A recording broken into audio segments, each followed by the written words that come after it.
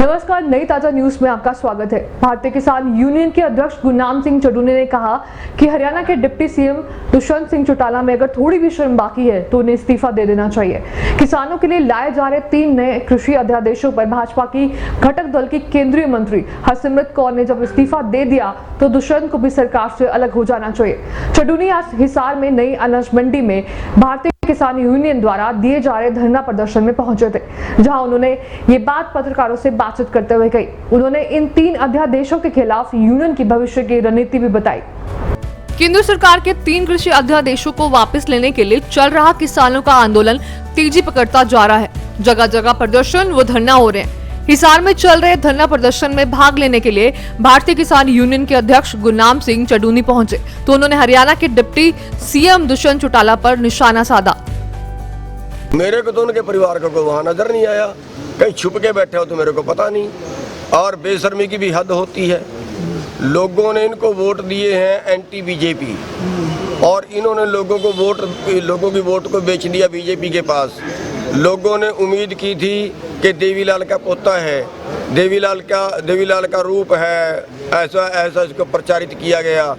लेकिन अब ये कह रहा है ये अध्यादेश किसानों के पक्ष में है, ये भी नहीं शर्म आती, कम से कम चुप ही करा रहे। और इससे अच्छे तो पंजाब वाले रह गए।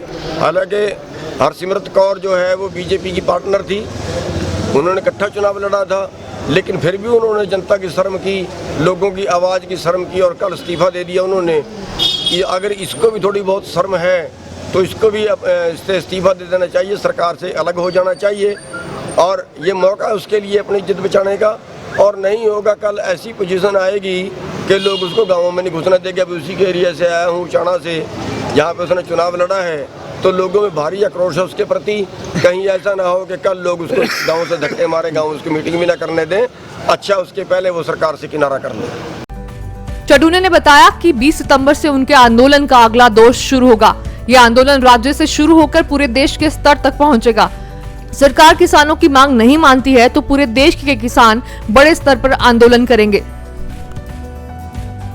तीनों अध्यादेशों के विरोध में और न्यूनतम समर्थन मूल्य की गारंटी का कानून बनाने की मांग को लेके और पूरे देश के किसानों की कर्जा मुक्ति की मांग को लेके ये आंदोलन चला हुआ है। अभी सभी जिलों में धरना शुरू है और कल तक ये धरना रहेगा और 20 तारीख को पूरे हरियाणा में रोड जाम किए जाएंगे और उसके बाद 25 तारीख को पूरा देश बंद की कॉल है। और उसके बाद पूरे देश में इस आंदोलन को उठाने के लिए, ताकि एक समय पे एक ही तरह का आंदोलन हो और कॉमन मांगों के ऊपर ये 27 तारीख को इसके लिए सभी प्रदेशों के जो प्रधान हैं उनकी मीटिंग दिल्ली में बुला ली गई है। एक संगठन से 2-2 आदमी। तो इसके अगला जो आंदोलन होगा वो पूरे देश में एक साथ और एक ही तरह का आंदोलन होगा। पूरे देश के किसान संगठन जो है उसमें शामिल होंगे। एक सवाल के जवाब में किसान नेता ने कहा कि दिल्ली में यूनियन की गुटबंदी के आरोप बेबुनियाद हैं। ये सब भारतीय जनता पार्टी सरकार की चाल है जो किसानों को बांटना चाहते हैं। दूसरे गुट में किसान नेता न होकर भाजपा के ही नुमाइंदे शामिल हैं। ये धड़ेबंदी नहीं है, बीजेपी की चाल है। बीजेपी ने एक षड्यंत्र रचा। उधर तो हमें बुला लिया मीटिंग के लिए कि कृषि मंत्री से मीटिंग कराएंगे और दूसरी तरफ अपने 2-3 आदमियों को उन्होंने बुला लिया कि ये भी किसान यूनियन के वर्कर हैं अपने। हालांकि वो कुछ नहीं है यूनियन के। और प्लानिंग ये बनाई कि हम एक समझौता दिखा देंगे कि भी किसानों ने 8 मांगे रखी, हमने 8 की 8 मान ली। अब आंदोलन का कोई मतलब नहीं बचा है। किसानों के और सरकार के बीच में समझौता हो गया है। हमें उस बात का पता चल गया, हमने उनकी वो बात काट दी, हमने वहाँ से जाने से बहिष्कार कर दिया। और अपनी पूरी बात रखने के लिए, क्योंकि वो भी प्रेस कॉन्फ्रेंस कर रहे थे हरियाणा भवन में दिल्ली में, और हम भी वहाँ प्रेस को अपनी बात कहने के लिए चले गए।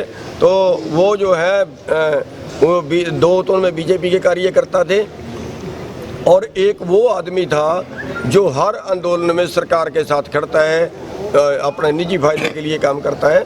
तो 2 बार नहीं थी। हरियाणा में 17 किसान संगठनों का आंदोलन इस वक्त चला हुआ है और 17 के 17 संगठन हम इकट्ठे हैं। हमारे में से एक भी संगठन टूट के नहीं गया और वहाँ पे भी जो हम गए हुए थे वो सभी संगठनों के प्रतिनिधि बन के गए हुए थे। तो हमारे में कोई फूट नहीं है। वो और एक उनमें अम्बावता, ऋषिपाल अम्बावता की जो यूनियन है, भारतीय किसान यूनियन ए के नाम से, उसका कार्यकर्ता उसको उन्होंने निकाल दिया है और उसके गांव ने भी उसका बहिष्कार कर दिया है। तो ये आंदोलन जो है, इन किसी तरह जो षड्यंत्र सरकार इस तरह की चलती है उनको कामयाब नहीं होने दिया जाएगा। आंदोलन आगे बढ़ता जाएगा और आंदोलन अपने जो मंजिल है वहां तक पहुंचेगा। भारतीय किसान यूनियन के अध्यक्ष ने 3 अध्यादेशों को लेकर कहा कि ये अमेरिका के दबाव में लाया गया अध्यादेश है। इससे आम जनता को 1% फायदा नहीं होगा, पूरा का पूरा फायदा कॉर्पोरेट जगत को होगा। उन्होंने कहा कि ये देश के WTA में शामिल होने के कारण हो रहा है। इससे सिर्फ और सिर्फ किसानों का शोषण होगा। ये अध्यादेशों में सारी खामियां, टोटल खामियां ही हैं अध्यादेशों में। गुणवत्ता तो है ही नहीं।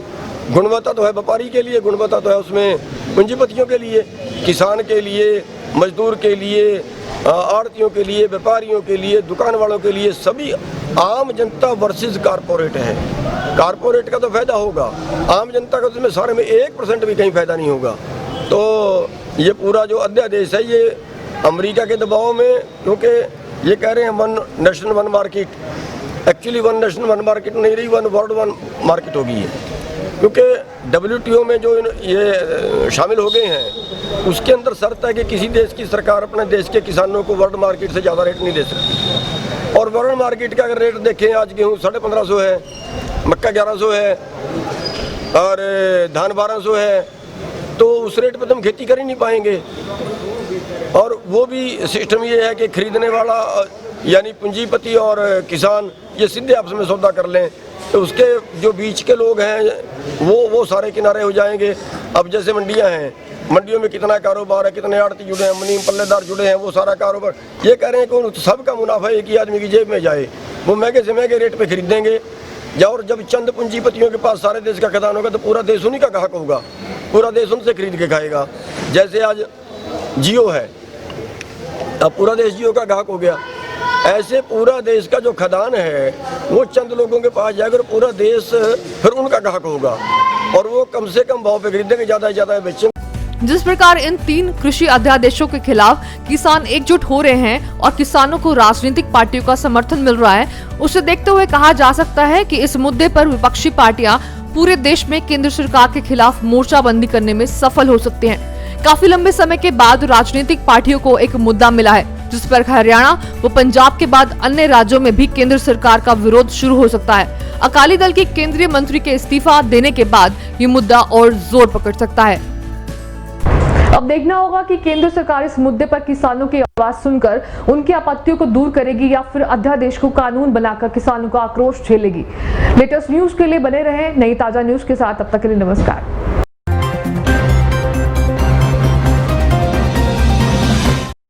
लेटेस्ट वीडियोस के लिए सब्सक्राइब करें हमारा चैनल नई ताजा न्यूज और दबाएं बेल आइकॉन ताकि आप मिस ना करें कोई भी अपडेट।